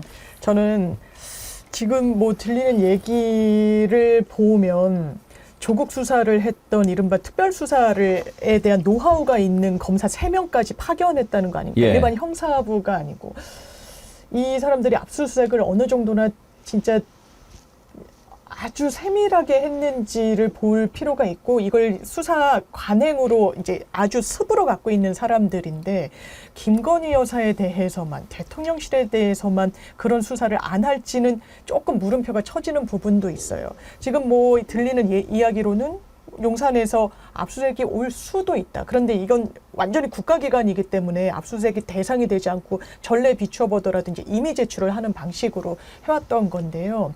어쨌든 저는 영장 발부도 받을, 그리고 이건 기본이니까요. 어쨌든 증거물을 확보하는, 그리고 부인하고 있으니까요. 명품백이라는 딱 증거물이 있는데 그거 어디 갔는지 전 국민 누구도 모르고 검찰도 모르고 아무도 모르는 거 아닙니까? 그럼 압수수색이 필요하겠죠. 법원도 발부를 안 해줄 그런 명분은 없는 거고. 그렇다면 실체에는 어느 정도 접근을 이미 지금 던져놨어요. 국민들이 엄청 집중하고 있습니다. 어머, 그럼 김건희 여사 포토라인에 서는 거야? 언제 부른다는 거야? 뭐 대면 조사를 하는 거야? 서면 조사를 하는 거야? 어떻게 하겠다는 거야? 라고 하는데 검찰이 최소한 외형적으로는 주춤하거나 물러날 수 없는 그런 배수진을 자기들이 쳐버렸어요. 지금 앞으로 나갈 수밖에 저는 없다고 생각합니다. 그러니까 두 가지는 분명히 해야 되는 거예요. 하나는 김건희 여사 소환 조사해야 됩니다. 예. 또 하나는 창고에 있다고 분명히 얘기했고 대통령 기록물이기 때문에 오히려 그걸 돌려주는 게 더 문제다라고 정권의 실세들이 다 얘기를 해왔잖아요. 그러니까 창고는 일단 압수수색 들어가야죠. 그 두 가지는 해야지 어느 정도 하는구나라고 생각을 하지. 그 전 정권까지 창고라는 게 없었는데 갑자기 생긴 그 창고가 어디 있는지 또 어느 정도의 대통령 기록물들을 보관하고 있는지 그거는 분명히 조사해야죠. 최소한의 필요 조건이죠. 네, 네. 네, 알겠습니다. 자, 윤석열 대통령 기자회견 갑자기 한다고 하고 또 민정수석 부활하고 김건희 여사 명품백 수사한다고 하고 이런 것들이 무엇 때문에 그런 것인지 이제 시간이 지나면 차차 다 드러나게 되겠지요. 1부는 여기까지 하고요. 잠시 후 2부에서는 이번에 해남 안도 진도에서 전국 최고령 그리고 최고 득표율로 당선된 박지원 전 국정원장 모시고 현재 전국과 관련된 내용 그리고 국회의장 후보로 지금 물망에 오르고 있는데 우리 세 분 패널과 함께 미니 청문회 한번 진행해 보도록 하겠습니다. 여러분 2부 기대해 주시고요. 레드님 슈퍼챗 보내주셨는데 감사드립니다. 그동안 한동훈이가 했는데 윤석열 뒤통수 쳐서 민정수석 부활 관련된 내용이시죠. 슈퍼챗 성원해 주신 분들께 감사드리고 또 어제 한시민님 쇼츠 동영상 소개해드렸는데 쇼츠 동영상도 만들어서 많이 보내주십시오. 저희가 소개해드리고 또 분기별로 상품도 드리도록 하겠습니다. 오늘은 초록동 여신님께서 만들어주신 쇼츠 동영상 보겠고요. 그리고 정어리모래에서 여러분께 추천해드리는 갑오징어 제가 어제 먹어봤는데 정말 맛있습니다. 아주 식감도 좋고 손질을 다 해서 이렇게 보내주니까 참 먹기가 좋더라고요. 이 광고 영상까지 보고 2부 이어가겠습니다.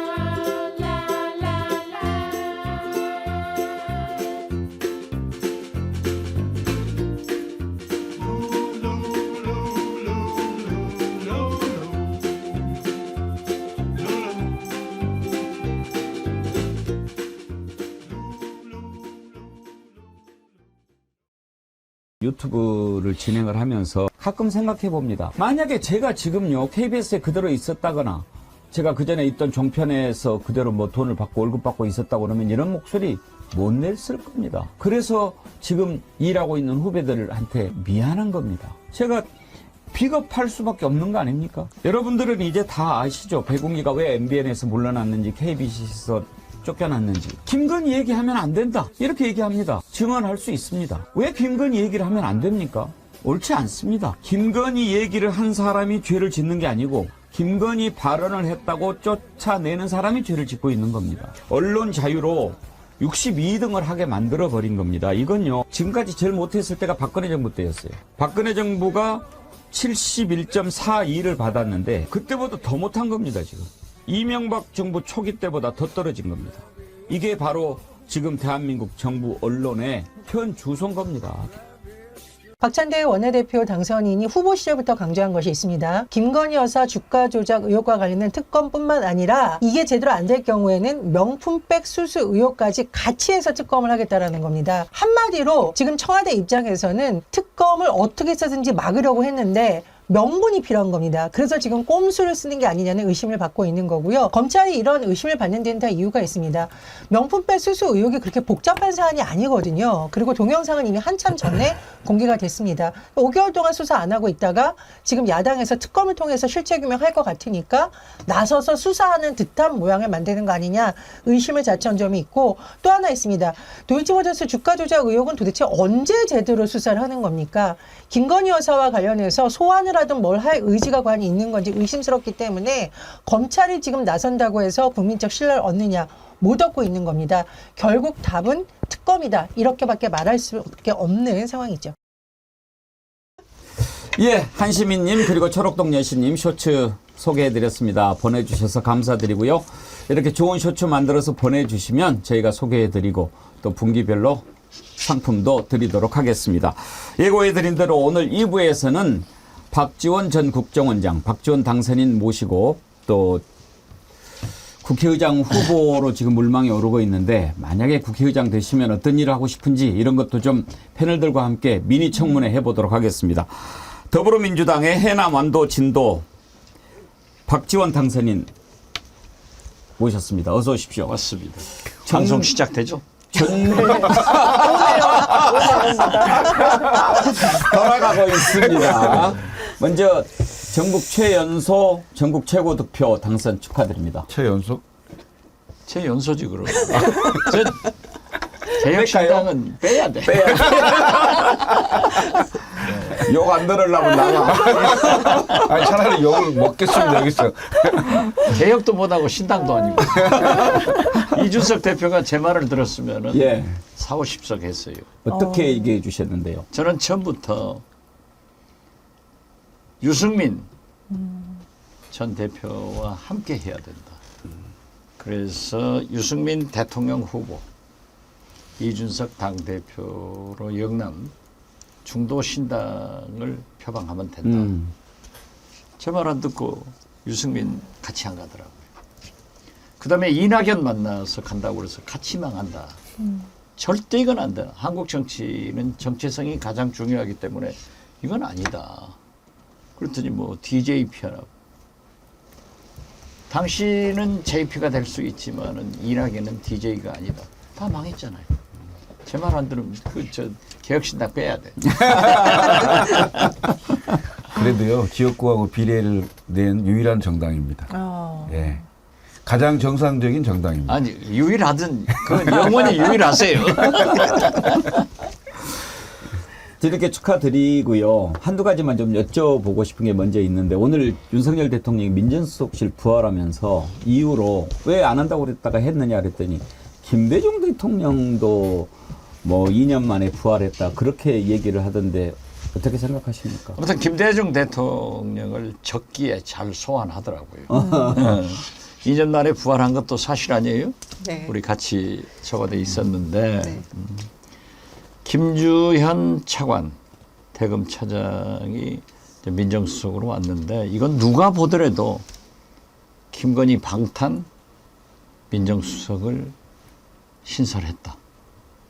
그리고 진심으로 대통령께서 민정을 들으려면은 왜 꼭 검찰 출신 해요? 안 그래도 검찰공화국이라고 아직 대통령이 가장 그 비난받는 게 아직 검찰 티를 못 뺐잖아요. 그래서 그게 좀 문제가 있다. 그리고 김대중 대통령은 아무 때나 갖다 이용하는 것이 아니다. 그렇게 말씀드리고 싶어요. 김대중 대통령 소환하는 것 윤석열 대통령 입을 통해서 들었을 때 좀 불쾌하셨습니까? 뭐 불쾌까지는 아니지만은 그런 의미가 아닌데 저렇게 활용하는구나. 그럼 김대중 대통령 때는 왜 2년 만에 민정수석실 부활했습니까? 처음에 김대중 대통령이 그 당선된 날 아침 이제 우리 민주당 출입 기자하고 통일 전망대를 다녀오셨어요. 그리고 기자들은 버스로 당사로 가고 저하고 일산 자택에서 아침 식사를 하는데 예. 기분이 이상하더라고요. 뭐 10여 년 이상 저하고 아침 식사를 매일 했는데 제가 그랬죠. 제가 또 아무도 잘하잖아요. 그래서 아이 총재님 제가 10수년 이렇게 아침 식사를 총재님 모시고 있는데 오늘은 좀 기분이 이상합니다. 그랬더니 뭐야? 왜 이상해? 그래서 오늘은 대통령 당선자 아니십니까? 그랬더니 좋아서 웃으시더라고요. 그런데 그 장옥추라고 예. 여자 비서가 있었어요. 예. 아실 거예요. 옥추야 그 노트 가져와. 가지고 왔는데 딱 거기에 청와대 비서실 조직도가 그려져 있더라고요. 예. 그때 민정수석실은 있었어요.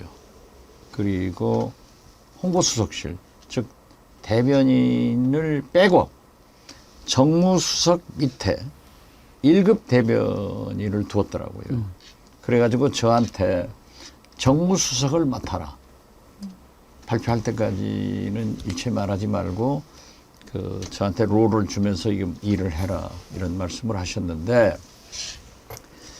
그때는 가판이 있었잖아요. 예. 그리고 김대중 대통령 당선자는 반세기 만에 처음으로 정권 교체를 했기 때문에 또 인수위원회에서 여러 가지 잡음이 말을 마음대로 하는 거예요. 야당 사람들이라. 그러니까 가판 아침 예. 가판에 엄청나게 얻어맞아요. 예. 계속 얻어맞더라고요. 그런데 어느 날 저녁 한 10시쯤 됐는데 저한테 일산으로 들어오라고 전화가 와서 딱 감히 정무수석에서 공보수석으로 가는구나. 그래서 제 아내한테 전화를 했더니 절대 하지 말라고. 예. 그런데 아무튼 가니까 벼락같이 소리를 지르면서 우리 취임도 못하고 물러가게 생겼다. 이게 언론이 이래서 되냐 하면서 저보다 대변인을 하러 가더라고요. 예. 가만히 듣고 있다가 대통령님 제가 그래도 국회의원도 하고 했는데 1급 대변인으로 갈 수 없지 않습니까? 누가 그리 가래? 공보수석실을 신설하고 이제 6수석이라고 예. 이미 발표를 했기 때문에 예. 민정수석을 빼고 법률비서관을 만든 거예요. 법무비서관이었죠? 법무비서관. 예. 네. 박주선. 예, 박주선. 그러면 그때는 공보수석이 없었습니까? 없었죠. 지금 아니 문재인 대통령 시스템처럼 정무수석 밑에 1급 청와대 대변인이 있었죠. 그때 기억으로는 홍보수석 공보수석. 공보수석이었습니까? 네. 그러면 그때 이제 그래서 민정수석실을 없앴다가 2년 만에 다시 예, 부활한 이유는 2년 만에 부활한 것은 역시 민심을 좀 잘 들어보자. 예, 예. 그래서 물론 검사 출신도 있었지만은 그 김성재 전 장관 같이 그렇게 시민단체 교수 이런 분들을 썼어요. 예. 그러니까 아무튼, 예. 대통령께서 민정수석실을 둔 게 나쁘지는 않아요. 어떻게 됐든 잘 하셔야지. 그런데 하필 지금 하니까 이것은 김건희 특검 방탄용으로 지난번에 공천에 특검 방탄용 공천을 해가지고 실패했잖아요. 그런 것으로 보인다 이걸 의미하죠. 한 가지만 더 여쭤보겠습니다. 검찰에서 이제 김건희 여사 명품백 수수 사건을 수사한다고 하거든요. 그걸 두고 약속 대련이다 이렇게 보는 시각도 있고 아니야 이제 검찰이 살려고 하는 거야 이렇게 보는 시각도 있거든요. 혹시 어느 쪽인 것 같습니까? 저는 후자에다 두고 봅니다. 아 그렇습니까? 예. 되게 역대 정권을 보면은 저 우리 장윤미 변호사님이죠. 네. 예. 법조인들이 그러지만은 특히 검찰은 정권 초창기에는 전 정권의 비리를 잡아다가 현 대통령한테 충성을 해요. 그러니까 지금 현재 우리 검찰도 문재인 정부 탈탈탈 털어가지고 별걸 다 이제 기소를 하고 뭐 검찰 귀찮게 했지 않습니까? 그 사이에 한 2, 3년 지나면은 전 정권 털 게 없어요. 그렇기 때문에 현 정권 친이척 측근들의 비리를 잘 파악해서 꼽을 쳐놓는단 말이에요. 그래가지고 중간에 그걸 들이대서 검찰총장이 대통령을 꼼짝 못하게 하는 거예요. 그래서 저는 윤석열 정권에 이미 레임덕이 왔다. 그래서 그 종을 검찰도 친다. 저는 그렇게 보고 이원석 검찰총장이 김유정 의원하고 초등학교 친구예요. 그런 것까지 아십니까? 제가 잘 알아야죠. 국정원장 출신 아닙니까? 둘이 다 공부를 잘했어요. 그렇습니까? 네, 그런데 그 초등학교 학생들이 후배들이 전두환 대통령 광주에서 재판받으러 가니까 초등학생들이 막 예, 그 초등학교입니까? 그 초등학교 출신. 명문 초등학교. 예, 광주 동산초등학교인데요. 예. 전두환 물러가라 외쳤던 그 초등학생들이 바로 이원석 총장이 동산초등학교 졸업했어요? 네, 동산초등학교. 오. 졸업, 예. 그렇기 때문에 그 DNA가 있는 거야. 그래서 지금까지 있다가 이제 디올백부터 시작해서 김건희 수사를 해야겠다. 이러니까 본래부터 오래전부터 세초동에서는 대통령과 검찰총장, 서울중앙지검장이 뭐 알력이 있다, 어쩐다, 싸운다 이런 게 나왔잖아요. 또 보도도 되고. 그러니까요. 근데 일반적으로 알려지기로는 송경호 서울중앙지검장은 제대로 한번 해보려고 하는 쪽이고 이원석 총장은 반대고 그렇게 알려졌거든요. 그건 이제 초창기니까 그랬겠죠. 지금은 아니다 보십니까? 아무래도 검찰총장은 더 정무적 생각을 하고 있으니까 권력의 속성상 그 대통령과 또 검찰총장을 시켜주신 분이기 때문에 맞서기는 힘들었겠죠. 그렇지만 지금은 총선 민심이 또 작년부터 레임덕이 시작되고 있는 거예요. 그리고 이원석 검찰총장의 임기가 오는 9월이기 때문에 자기도 국민적 의혹이 있는 문제에 대해서는 검찰이 해야 된다. 안 그러면은 이원석 검찰총장이 광주 동산초등학교 선배라고 누가 얘기하겠어요. 그렇기 때문에 저는 한다. 여기에 대해서 민주당과 야권 일부에서는 마치 그 특검 물타기 한다. 모면하려고 그런다. 그런데 저는 그렇게 보지 않아요. 그걸 만약에 지금 현재 검찰이 없애려고는 못하고 축소를 기도한다고 하면은 야당에서는 늘 국정조사와 특검을 만지작거리면서 검찰을 압박하는 거예요. 그러면 민정수석이 생겨도 검찰에 이거 너무 좀 하지 마라 이런 압력을 하면은 안 됩니다. 지금 야당에서 국회에서 국정조사 특검을 한다는데 우리가 만약 잘못하면은 검찰 개망신 나갑니다 하고 하는 거예요. 그래서 저는 검찰이 레임덕의 종을 치기 시작했다 그렇게 봅니다. 알겠습니다. 오늘 우리 원장님 오시니까 환영 문자가 많이 들어와서 좀 소개해드리고 다음으로 넘어가죠. 허정현님 재치센스 정치구단 돌아온 영보이 스트롱맨 박지원 원장님 화이팅 하셨고요. 고재덕님 박지원 의원님 잠시 후에 대통령 하실 것 같아요. 화이팅. 그런 분이 많아요. 이희환이 아부 잘하시는 거 인정하시는 모습이 외람된 표현으로 참 귀여우십니다.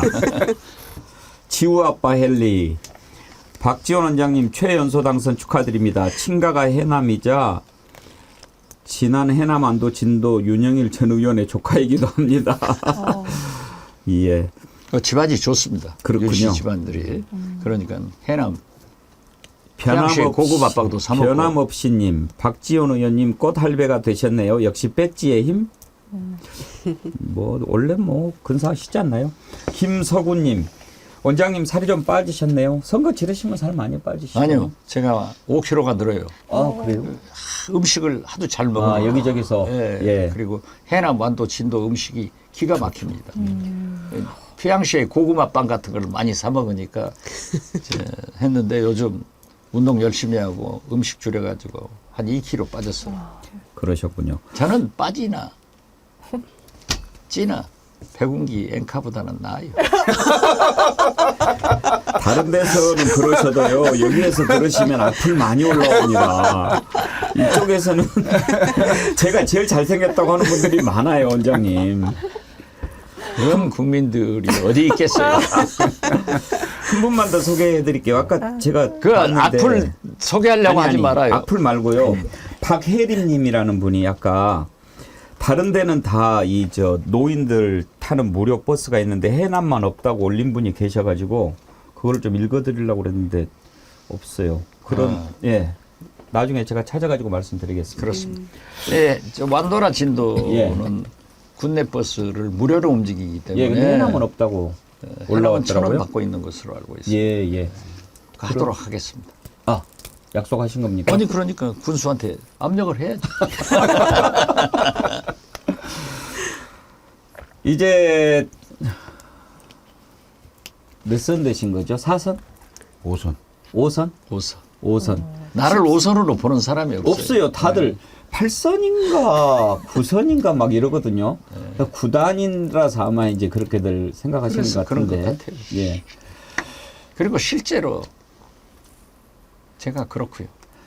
그럼요. 저도 그렇게 생각하고 저도 헷갈려요. 5선밖에. 근데 저는 사실 우리 원장님 초선될 때부터 가까이 지켜봤기 때문에 이번에 정말 누구보다도 기뻐하고 그랬습니다. 그렇죠. 예. 그 말진 기자 때 얼마나 저를 존경했어요. 정말 존경했죠. 예. 넥타이가 어울리는 남자. 넥타이를 잘 매는 남자. 잘 매는 남자였나요?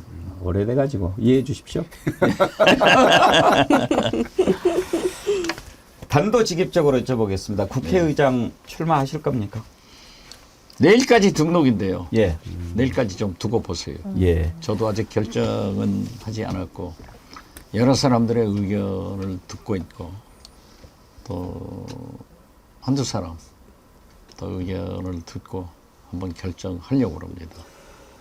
이런 시기에 박지원 원장님 같은 분이 국회의장을 해야 좀 여야가 제대로 좀 대화도 하고 그러지 않겠냐 그런 얘기를 많이 들으시죠? 많이 듣고 까만 박지원이다. 예. 이런 얘기를 우리 백인구 앵카도 정어리 TV에서 했다는 얘기 들었습니다. 근데 왜 망설이십니까? 그리고 결심하셨으면 정어리 TV에서 맨 처음 얘기하시면 얼마나 좋겠습니까? 표가 없어요. 표가. 네, 그 소리를 하지 말라고 우리 보좌관이 그러던데 예. 제가 지난 4년간 공백이 있었잖아요. 그리고 국정원장 2년을 했지만은 국정원장은 이제 법상 정치인들 접촉을 이제 금지하고 있단 말이에요. 물론 만날 수는 예. 있지만은. 그리고 제가 당직도 없기 때문에 우리 171명의 민주당 의원 중 70명이 무려 초선 의원이에요. 그분들 코가 앞에 붙었는지 뒤가 붙었는지 잘 몰라요. 세상에 말이죠. 민주당이 원내대표 경선도 그렇고 국회의장 선거도 의원 연찬회 한 번 없이 그냥 한다고요. 이건 잘못됐다. 저는 그렇게 봐요. 그래서 한번 의원 연찬회나 1박 2일, 2박 3일 했으면 제가 나가면 되는데. 예. 그러니까요. 좀 어필을 할 수 있는 그런 기회가 있으면은 예. 깜이라는 것을 보여주실 수 있을 텐데. 그래도 아무튼 알 거예요. 결심을 했는데 말씀을 안 하시는지 아직 결심을 못 하셨는지는 모르겠습니다만. 아니요. 제가 했으면 재채기하고 예. 정치인의 속마음은 참을 수가 없이 많아요. 그렇기 때문에 제가 얘기하는데 아직 결심을 예. 안 하셨다. 그러나 대한민국 국회의장이 지금 현재의 민주당 출신 국회의장이 어떠해야 된다 하는 것은 정리를 하고 있습니다. 제가 골프하고 이 정치 선거를 잘 대입해서 얘기해서 골프나 선거는 고개 쳐들면 진다. 예. 이런 얘기도 했지만은 골프도 우드, 드라이버, 아이언, 퍼터 4박자가 맞아야 좋은 골퍼거든요. 골프 치시는 거 본 적이 없는데. 아니죠. 미국에서는 많이 쳤죠. 아, 그러셨군요. 한국에 들어와서는 김대중 대통령은 치라고 그랬지만은 잠시도 못 벼요. 어떻게 찾아대든지. 그래서 저는 그냥 진돗개처럼 쫄쫄쫄 따라다니다니까 골프 못 친 거죠. 그런데 어떻게 됐든 이 국회의장도 추진력, 정치력, 협상력, 투쟁력 이 4박자를 갖추어야만이 필요하다. 만약 지금 현재 윤석열, 이재명 영수회담이 상당 부분 합의하고도 실패로 정리가 되잖아요. 이랬을 때 정치력을 가진 국회의장이 좀 조정할 수 있지 않느냐 이런 문제도 있지만은 무엇보다도 절체절명한 것은 우리 민주당은 윤석열, 김건희 검찰 정권을 견제해서 이재명 대표가 대통령이 되고 정권 교체가 절체절명해요. 그런데 그러한 것을 가장 효과적으로 해낼 정치력을 가진 사람이 누군가. 그러면서도 민주당 일부 후보들이 얘기하는 중립성을 포기한다?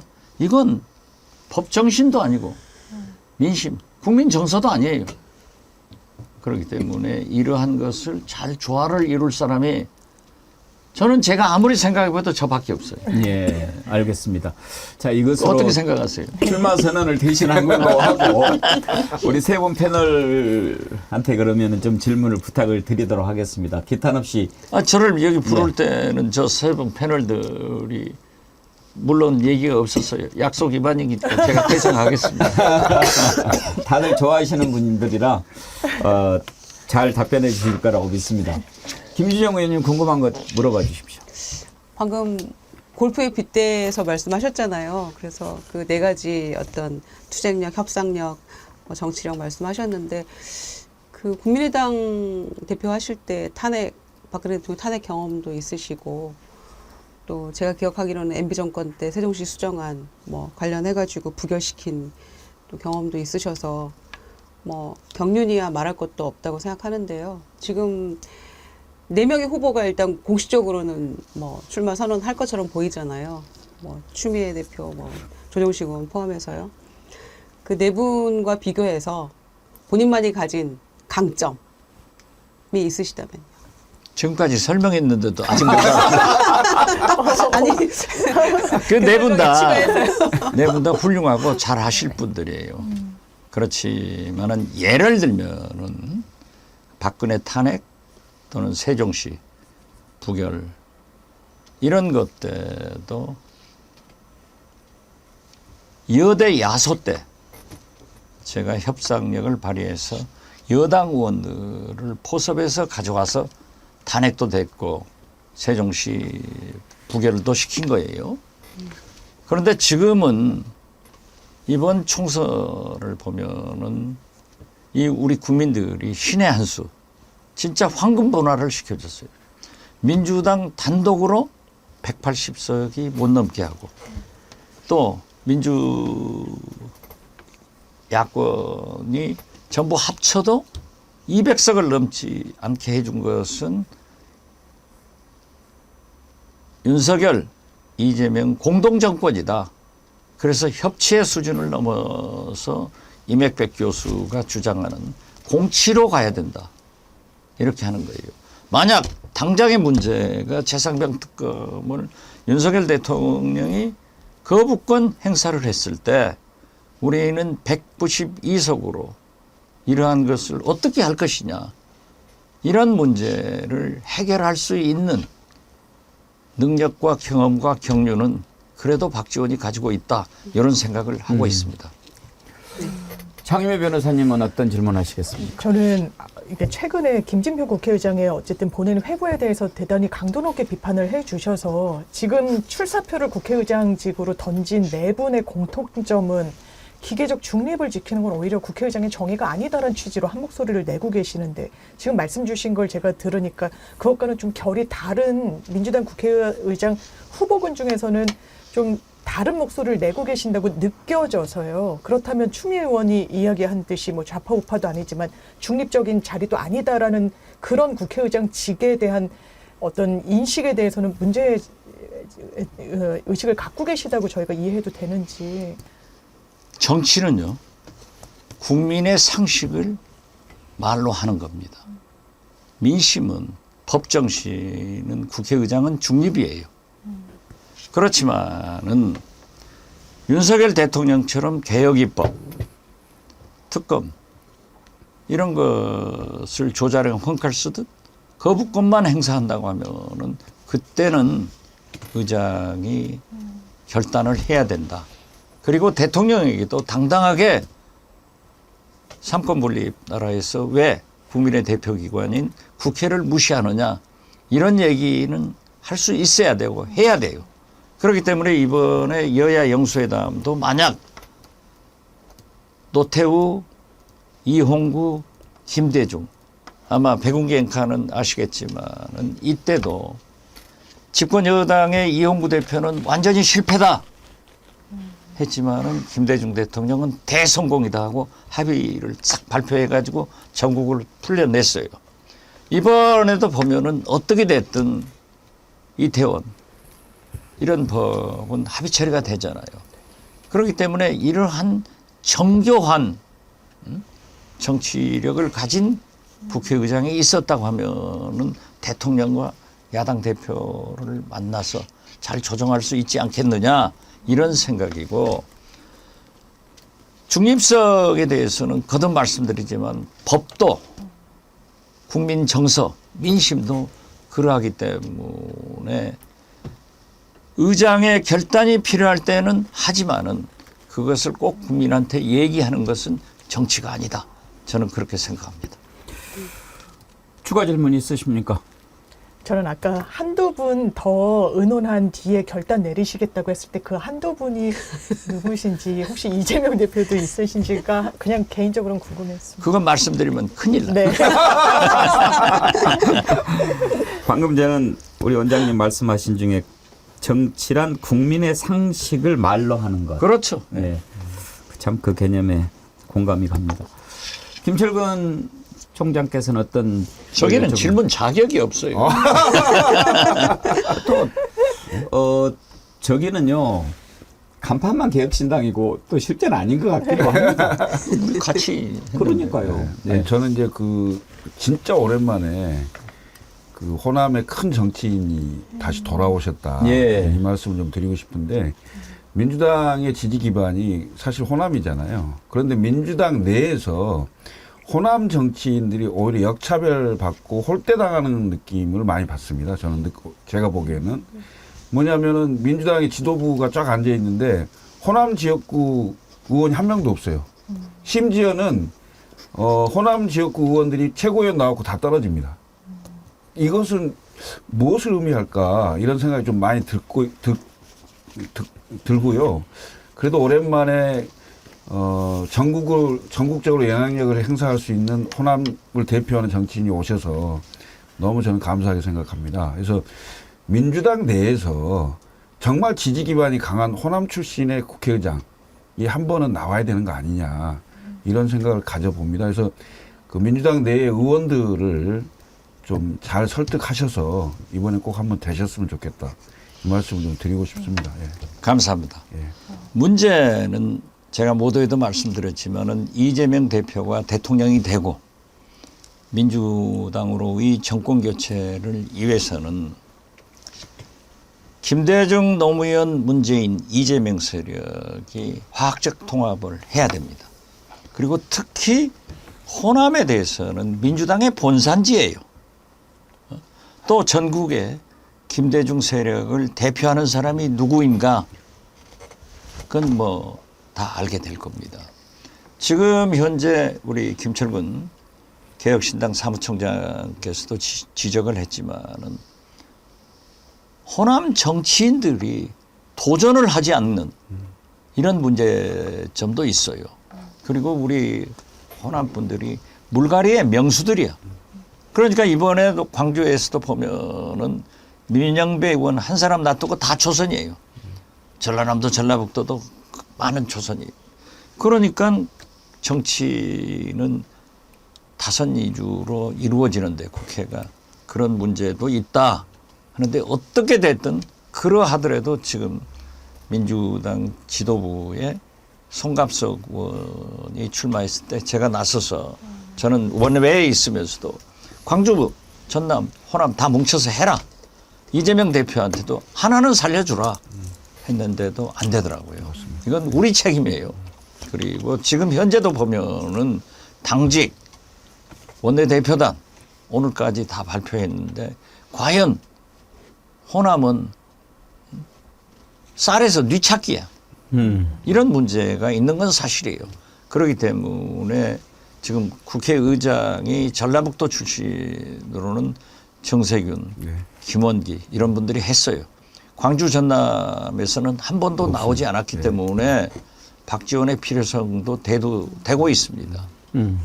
그렇기 때문에 여러 가지 검토를 하는데 호남 정치가 복원돼야 저는 이재명 대표가 대통령 될 수 있고 민주당으로의 정권 교체가 이루어진다.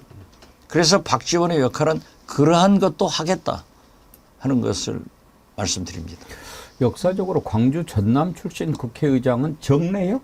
옛날 예, 네, 그분 군사정권 이후로는 때. 없는 것 같습니다. 없죠. 예. 예. 아니 전북 어떤 지역도 그렇게 많은 지역은 없죠. 예. 그렇지만은 특히 광주 전남은 없었어요. 예. 그나저나 이번에 92.35% 최고 득표율을 기록하셨는데 90%가 넘는 거는 이번 선거뿐만 아니라 그 전 통틀어서도 최고 아닙니까? 아마 그런 것으로 알고 있습니다. 전무도 했지만은 후무하지 않을까 저는 그렇게 보는데요. 예, 공산당 아니고 그래요. 뭐 푸틴도 울고 갔다. 뭐 하는데. 아, 김정은만큼 제가 받았단 말이에요. 그런데 어떻게 됐든 저는 우선 해남반도 진도 군민들이 그렇게 압도적으로 92.35%라는 상상도 할 수 없는 표를 저한테 지지해 주신 것은 감사해요. 그렇지만 이것도 우리 정치권이 부끄럽게 생각하고 해결할 문제다. 그리고 최근에 제가 방송에서 이유야를 막론하고 그러한 욕설을 사용한 것도 보면은 댓글에는요. 시원하다, 잘했다. 광주 가도 그렇고 해남반도 진도 가도 잘했습니다 하는 얘기도 많지만은 비난도 있어요. 이것도 참 불행한 분열이다. 이렇게 해서 결국 통합의 정치가 필요한데 그 통합의 정치를 할 수 있는 사람은 윤석열 대통령이다. 그렇지 안 해요, 제 양반이. 그렇기 때문에 저는 9일 기자회견을 통해서 솔직한 얘기도 나오지만은 지금까지 분열의 정치를 한 것을 반성하고 통합의 정치로 가는 모습을 보여야 된다 이렇게 생각해요. 그래서 저는 제가 최고 득표율 맞은 것도 영광이지만은 우리 정치권으로서는 굉장히 불행한 일이고 제가 그렇게 욕설을 한 것은 이후 여하를 막론하고 제가 잘못했지만은 그러한 것을 속 시원하게 생각하는 그러한 것도 문제가 있다. 그래서 우리 정치인들이 많이 반성해야 된다 이렇게 생각합니다. 무슨 욕설을 하셨나요? 오늘 그 동백꽃 브로치라고 그러나요? 네. 아주 참 어울리시는데 그 밑에 이채양명주 리본도 참 어울립니다. 그 이채양명주 우리가 맨 처음 시작한 거 알고 계십니까? 몰랐어요. 그러셨죠? 그런데 이 배지를 예. 정어리 TV에서 달아주면서 예. 이채 양명주라고 써서 이제 알았는데요. 정어리 TV 발전을 기원하면서 예. 오늘만 달고 다니겠습니다. 뭐 주변에 좀 많이 알려주시고 예. 예. 제가 국회의장 선전은 되셔도 잘합니다. 그거 달고 계시면서 심판해 주십시오. 제가 국회의장 돼도 이거 달고 정어리 TV 나올 테니까 예. 꼭 좀 부탁한다고 해주세요. 고맙습니다. 오늘 이렇게 또 말씀 감사드리고 혹시 또 뭐 더 궁금한 거 질문하실 거 있으신가요? 의장님 되셔갖고 한번 모시는 걸로. 의장 되더라도 제 1호로 정어리 TV 나오겠습니다. 꼭 세 분하고 같이 합시다. 감사합니다. 감사합니다. 우리 박수 한번. 의장 됐네. 여기서는 의장님. 사실 다들 질문하셨는데 이번 국회의장은 다른 국회의장 때하고는 좀 분위기가 다른 것 같아요. 다릅니다. 왜냐하면은 저는 지금 이 나라가 정말 걱정되거든요. 그리고 많은 국민들이 윤석열 대통령 탄핵해야 된다라고 얘기하는 상황 아닙니까? 이미 심리적으로는 탄핵하는 상태고 그런데 또 탄핵이라고 하는 불행한 역사가 또 반복이 돼야 되는가 그런 걸 생각하면 좀 안타깝고 그러면 어떻게 해야 될까? 윤석열 대통령이 계속 저 자리에 있어가지고는 나라가 거꾸로 갈 것 같은데 이럴 때 국회의장이 됐든 또 어떤 자리가 됐든 원장님 같은 경륜을 가진 분들의 지혜가 참 필요한 시기인데 어떻게 풀어가는 것이 제일 좋을까? 오늘 사실은 좀 그걸 좀 여쭤보고 싶었어요. 제가 볼 때는요. 우리 헌법상에도 국회의 기능이 먼저 나옵니다. 예. 그러니까 사실 대통령 중심제로 윤석열 대통령이 집권할 때는 이대로 둬서는 안 돼요. 그래서 권력이 국회로 함께 공치할 수 있는 그런 시스템으로 와야 되고 그런 의미에서 거듭 말씀드리지만은 윤석열, 이재명 영수회담을 했을 때 저 같은 국회의장이 있었다고 하면은 이걸 조정해서 계속 대화로 풀어갈 수 있도록 성공적으로 조정을 해줬어야 될 것 아니냐. 이제 뭐 언제 만날지도 모르고 이제 서로 실패했다고 비난을 하는데 저는 그 속에도 거듭 말씀드리지만은 김대중 총재는 성공했다. 이홍구 여당 대표는 실패했다. 이런 정치력을 누가 가졌는가? 이걸 본다고 하면은 저는 참 아쉬운 점이 많아요. 조정자가 필요하다. 그렇죠. 지금 이제 그 이재명 후보를 이재명 대표를 강하게 지지하는 분들은 이제 추미애 의장 얘기를 많이 하더라고요. 그러면서 이제 그 얘기가 윤석열 대통령이 국회 와가지고 존경하는 추미애 의장님 하는 소리 한번 들어보고 싶다. 그런 얘기를 하면서 그런 그림 막 바라는 그런 차원에서도 얘기가 많이 나오는 것 같더라고요. 그건 정치가 아니에요. 오기지. 그러면 안 돼요. 가장 투쟁을 잘하는 사람도 저예요. 그러나 정치는 정치답게 대화로 소통으로 협상으로 풀어야지 잘못한다고 질러버리면은 나라가 어떻게 돼요? 우리는 윤석열, 김건희 두 내를 미워하는 것보다는 대한민국을 살리는 것이 더 필요하다. 그리고 저는 이러한 것을 위해서는 이재명 대표가 대통령 되고 민주당으로 정권 교체하는 것이 더 시급하다. 그 목적으로 가자 이거죠. 알겠습니다. 오늘 또 이렇게 귀한 시간 내주셔서 감사합니다. 이체 양명주 선전하고 다니겠습니다. 고맙습니다. 예. 네, 오늘 박지원 전 국정원장 모시고 현 시국에 대한 인식 그리고 국회의장직 이 시기에 어떤 것이 필요한가 이런 거 함께 생각해 봤습니다. 함께해 주신 여러분 감사드리고요. 오늘 귀한 말씀 들려주신 박지원 원장님 그리고 김유정 의원님, 장유미 변호사님, 김철근 총장님 세 분 수고하셨습니다. 감사합니다. 네, 감사합니다. 내일 오전 11시에 다시 찾아뵙겠습니다. 함께해 주신 여러분 고맙습니다.